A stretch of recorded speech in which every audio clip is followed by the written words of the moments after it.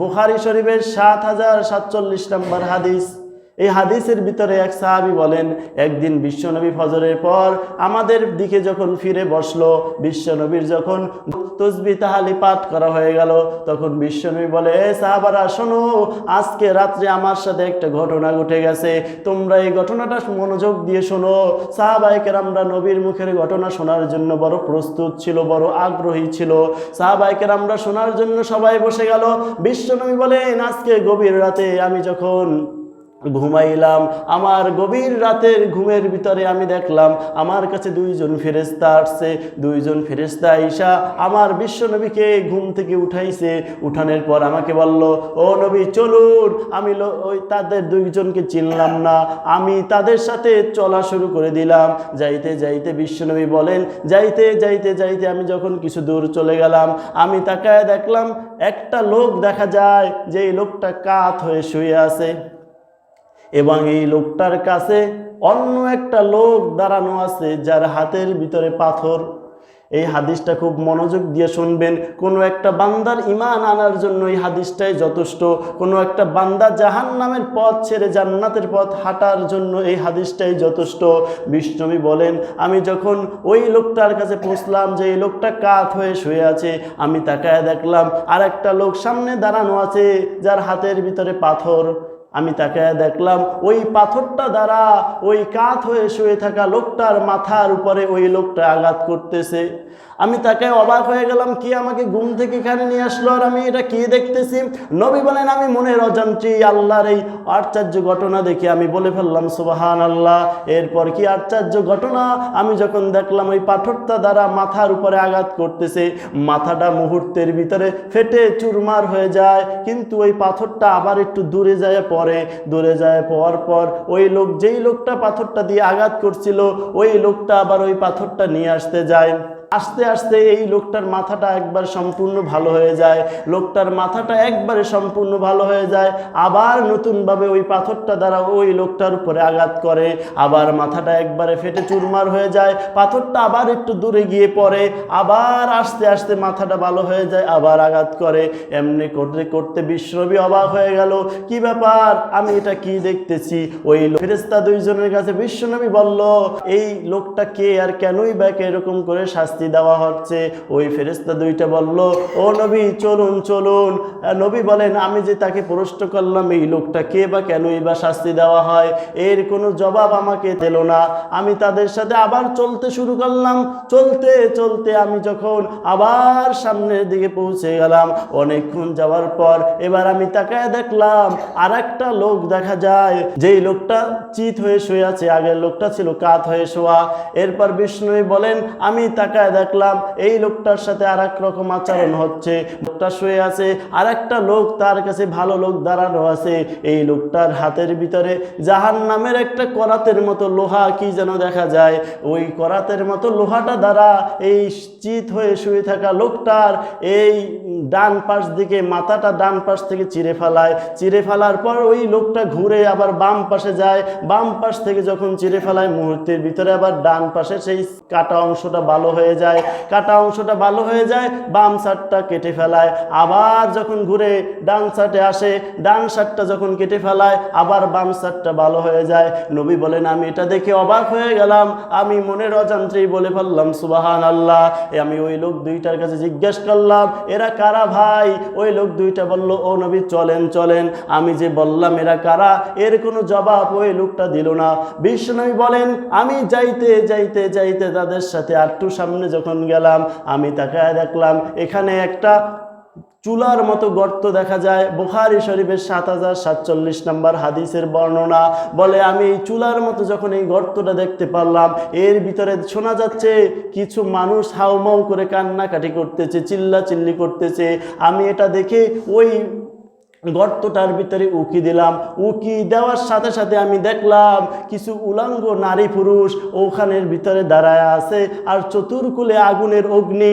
যখনই ওই আগুনগুলো তাদের শরীরে স্পর্শ করে আর তারা হাউমাউ করে কান্না করে, আবার আগুনটা একটু দূরে চলে যায়, আবার শরীরে স্পর্শ করে, আবার হাউমাউ করে কান্না করে। বিষ্ণুনবী বললেন, আমি সুবহানাল্লাহ বললাম, আর জিজ্ঞেস করলাম, ভাই এরা কারা? তারা আমাকে এখনো বলল না। তারা বলল, ও নবী চলুন। আমি তাদের সাথে আবার চলা শুরু করলাম। যাইতে যাইতে যাইতে আমি এমন একটা জায়গায় চলে গেলাম, এখানে আমি তাকায় দেখলাম বিশাল বড় একটা নদী দেখা যায়, যেই নদীর পানিগুলো হলো লাল বর্ণের। পানিটা সাধারণ পানির মতো না, লাল বর্ণের পানি। আমি তাকায় দেখলাম ওই পানির ভিতরে কিছু লোক সাঁতার কাটতেছে, আর চতুর্কুলে মানুষগুলো পাথর নিয়ে দাঁড়ায় আছে। ওই লাল বর্ণের পানির ভিতরে যারা সাঁতার কাটতেছে, বিশাল বড় নদী, ওই সাঁতার কাটতে কাটতে যখন সাইডের দিকে আসে, কুলের কিনারার দিকে আসে, ওই তরে থাকা মানুষগুলো তাদের মাথার উপরে পাথর নিক্ষেপ করে। মুহূর্তের ভিতরে মাথাটা ফেটে চুরমার হয়ে যায়। এরপরে ওই লোকটা হাউমাউ করে কান্না করতে করতে আবার মাঝের দিক চলে যায়। মাঝের দিক যাইতে যাইতে তার মাথাটা আবার ভালো হয়ে যায়। আবার যখন কুলের দিকে আসে আবার পাথর নিক্ষেপ করে, আবার যখন মাঝের দিক যায় আবার মাথাটা ভালো হয়ে যায়। বিশ্বনবী দেখে, এইটা দেখে বিশ্বনবী অবাক হয়ে বলল, সুবহানাল্লাহ। প্রশ্ন করা হলো, এরা কারা? তারা বলল, ও নবী চলেন চলেন। তখন যখন আবার বিশ্বনবী বলেন, আমি সামনের দিকে গেলাম। যাইতে যাইতে যাইতে যাইতে এবার এমন একটা পর্যায়ে গেলাম, আমি তাকায় দেখলাম এখানে একটা লোক দেখা যায়, যেই লোকটা হলো অত্যন্ত কালো, কুৎসিত চেহারা, অত্যন্ত কালো চেহারা। তিনি আগুন জ্বালাচ্ছে, শুধুমাত্র আগুন জ্বালাইতেছে আর তার চতুর্কুলে দৌড়াইতেছে। বিষ্ণুনবী দেখে বলল, সুবহানাল্লাহ। এরপর ওই লোক দুইটার কাছে প্রশ্ন করলো, ভাই এরা কারা? লোক দুইটা বলল, ও নবী চলেন। নবীকে এখনো বলল না যে এইগুলো নবীর সাথে কেন হচ্ছে বা কেন দেখাইতেছে। আপনারা বিশ্বাস না হলে বুখারী শরীফের ৭,০৪৭ নম্বর হাদিসটা দেখে নেবেন। বিষ্ণুনবী বলেন, আমি যখন ওই লোককে বললাম যে এরা কারা, কেন এরকম আগুন জ্বালাচ্ছে, তারা আমাকে এখনো বলে নাই। নবীকে বলল, ও নবী চলেন চলেন। আমি তখন আবার সামনে চলা শুরু করলাম। যাইতে যাইতে যাইতে এবার আমি এমন একটা জিনিস দেখলাম, সুন্দর একটা শস্য শ্যামল, সুন্দর একটা গাছপালার একটা বাগান। ওখানের ভিতরে সুন্দর একটা মানুষ দেখা যায়, যে এই মানুষটা জমিন থেকে অনেক বড় লম্বা। আমি এমনে তাকাইয়াও তার চেহারা দেখতে পারি নাই। ওই মানুষটার চতুর্পাশে ছোট্ট ছোট্ট বালক বালিকায় ভরা, তারা খুব আনন্দ উপভোগ করতেছে। বিষ্ণুনবী প্রশ্ন করলো, এরা কারা? তারা বলল, ও নবী চলেন। এখনো তাদের নবীর কাছে বলল না। নবী বলেন, আমি যখন চলতে চলতে আবার সামনে গেলাম, আমি এবার তাকায়া দেখলাম যে সুন্দর একটা বাগান দেখা যায়। তারা বলল, ও নবী এই বাগানটার উপরে চলেন।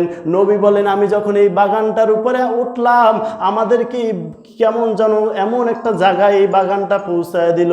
যাইতে যাইতে আমরা দেখলাম এমন সুন্দর একটা জায়গা, যেখানের ইটগুলো হলো স্বর্ণ রূপার দিয়ে তৈরি। এমন একটা বিল্ডিং, এমন একটা শহরের ভিতরে আমাদেরকে প্রবেশ করাইলো। ইটগুলো হবে স্বর্ণের আর রূপার। এইগুলোর ভিতরে যখন আমি প্রবেশ করলাম, উপরে তাকাইতে বললো, আমি উপরে তাকায় দেখলাম সাদা বর্ণের একটা প্রাসাদ দেখা যায়, বড় সুন্দর একটা রাজভবনের মতো দেখা যায়। ওখানের ভিতরে কিছু মানুষ আছে, ওই মানুষগুলো হলো মানুষগুলোর অর্ধেক সুন্দর, অনেক সুন্দর, আর অর্ধেক কালো বর্ণের আকৃত। আমি অর্ধেক সুন্দর, এত সুন্দর, আর অর্ধেক এত কালো। বলল যে আপনারা যান, ওখানে গিয়ে একটা নদী আছে, ওই নদীর ভিতরে ডুব দিয়ে আসেন। ওই নদীটা বিশ্বনবী বলেন, আমিও গেলাম। নদীর কাছে গিয়ে দেখলাম নদীর পানিটা একবারে সাদা থপ থপ করে। ওই পানির ভিতরে ওই লোক কয়টা যখন নামলো, মুহূর্তের ভিতরে ওই তাদের কালো অংশটাও ভালো হয়ে গেল, সুন্দর হয়ে গেল। তখন বিশ্বনবী প্রশ্ন করলো, এগুলো কারা আর কেনই বা আমাকে এগুলো দেখানো হলো? তখন ওই লোক দুইটা বলে, ও নবী শোনেন, আপনি যে প্রথম দেখছিলেন, ওই যে প্রথম দেখছিলেন যে মাথার উপরে আঘাত করতেছে পাথর দ্বারা, আর ওই পাথরটা একটু দূরে গিয়ে পড়ে, মাথাটা একবারে চূর্ণ বিচূর্ণ হয়ে যায়। পাথরটা আনতে আনতে মাথাটা আবার ভালো হয়ে যায়, আবার মাথাটার উপরে পাথর দিয়ে আঘাত করে, আবার মাথাটা ফেটে একবার চুরমার হয়ে যায়, আবার ভালো হয়ে যায়, আবার আঘাত করে। এই লোকটাকে জানেন? তখন ওই লোক দুইটা দুইটা বলল নবী এই লোকটা হলো ওই বান্দা হবে আপনার উম্মতির ভিতরে যেই বান্দাটা ফরজ নামাজ বাদ দিয়ে ঘুমায়া থাকবে এবং কোরআন জানবে না, কোরআন পড়ার কোনো আগ্রহ থাকবে না। আপনার উম্মতিদেরকে এরকম করে আল্লাহ শাস্তি দেবে, এজন্য আপনার মাধ্যমে আল্লাহ বুঝাইয়া দিয়েছে। তখন বিশ্বনবী অবাক হয়ে বলল, কি বলো এটা? আমার উম্মতিরা নামাজ না পড়লে এমন শাস্তি হবে? বলে হ্যাঁ এমন শাস্তি হবে। বলে কতদিন হবে? বলে কিয়ামতের পর থেকে শুরু করবে, কবে যে এই শাস্তি বন্ধ হবে একমাত্র আল্লাহই জানে। বিশ্বনবী অবাক হয়ে গেল। এরপর বিশ্বনবীকে বলা হলো, দ্বিতীয় যে লোকটা দেখছেন আপনি, যেই লোকটার মাথা করাত দিয়ে চিরে ফেলতেছে, এক সাইড দিয়ে চিরে ফেলায় এবং অন্য সাইডে যখন যায় এই যেই সাইডটা আগের চিরছিল ওই সাইডটা ভালো হয়ে যায়, আবার ওই সাইডটা যখন চিরে ফেলায় চিরতে না চিরতে এই সাইডে আসার আগে ওই সাইডটা ভালো হয়ে যায়, এরকম এক সাইড চিরে অন্য সাইডে যায়, মুহূর্তের ভিতরে অন্য সাইড ভালো হয়ে যায়, আবার চিরে ফেলায়। মানুষটা হাউমাউ করে কান্না করে, ও নবী জানেন ওই ব্যক্তিকে? তখন বিশ্বনবী বলেন কে? বলে ওই ব্যক্তি হলো এমন বান্দা যেই ব্যক্তি হলো শুধু মিথ্যা ছড়াইবে আপনার উম্মতের ভিতরে, যারা শুধু মিথ্যা ছড়াইয়া দিবে, মানুষের নামে বিভিন্ন মিথ্যা ছড়াইয়া দিবে, এই বান্দাগুলো হবে তারা। এবং যারা অন্যের নামে গীবাত গাইবে এবং অন্যের নামে যারা বিভিন্ন প্রকারের গুজব ছড়াইবে, এই বান্দা বান্দিদেরকে হাসরের ময়দান যখন আল্লাহ কায়েম করে ফেলবে তখন এই বান্দা বান্দিকে এরকম করে শাস্তি দেওয়া হবে। বিশ্বনবী বললেন এরকম কয়কাল শাস্তি দেওয়া হবে? ওই লোক দুইটা বলল, ও নবী এরকম শাস্তি দেওয়া হবে, কিন্তু কবে শেষ হবে এর কোনো গ্যারান্টি নাই, কবে আল্লাহ ভালো লাগবে আর কখন বন্ধ করবে, এরকম শুধু চলতেই থাকবে। তখন বিশ্বনবী বলেন, আমি যে তৃতীয় নাম্বারে যেই পথটার ভিতরে গিয়েছিলাম, যেখানে দেখলাম উলঙ্গ নারী পুরুষ আগুনের যখন তাদের শরীর স্পর্শ করে হাউমাউ করে কান্না করে, এরা কারা? তখন বলে, ও নবী এরা হবে সেই বান্দা বান্দি আপনার উম্মতের ভিতরে যারা হবে বেবিচার জেনাকারী নারী পুরুষ, এরা এরকম ভাবে শাস্তি পেতে থাকবে।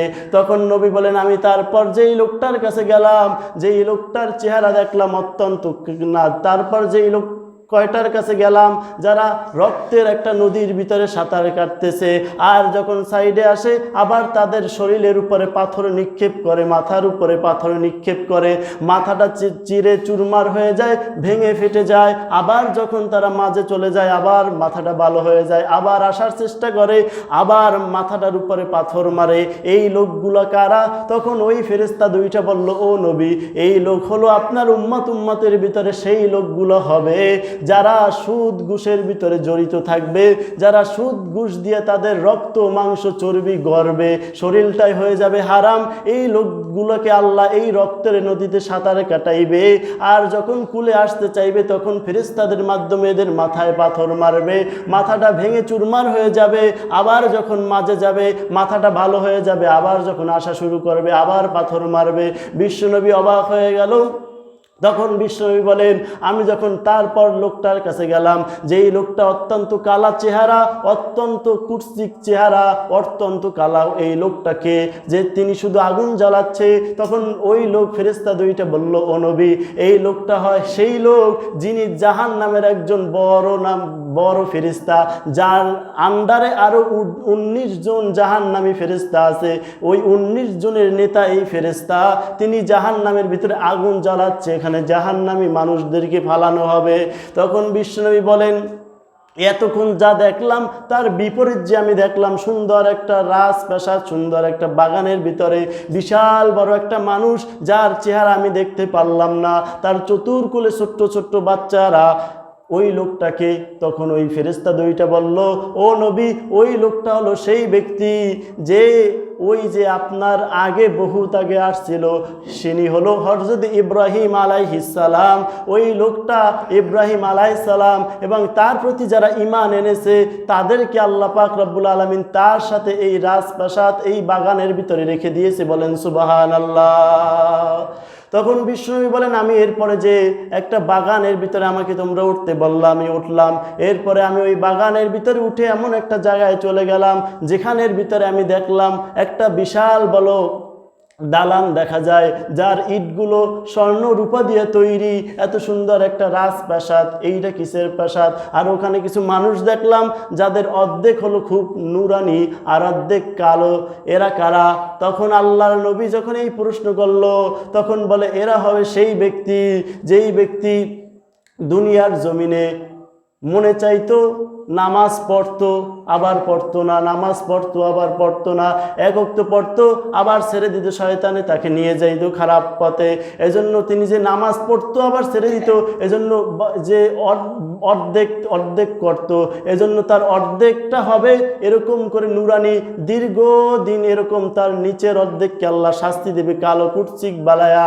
এরপর আপনি যে একটা সুন্দর একটা নদী দেখলেন যেটার ভিতরে দুধের মতো পানি, ওটার ভিতরে আল্লাহ পাক রব্বুল আলামিন গোসল করায়া একে জান্নাতে এক পর্যায়ে পাঠায়া দেবে, তবে অনেক পরে।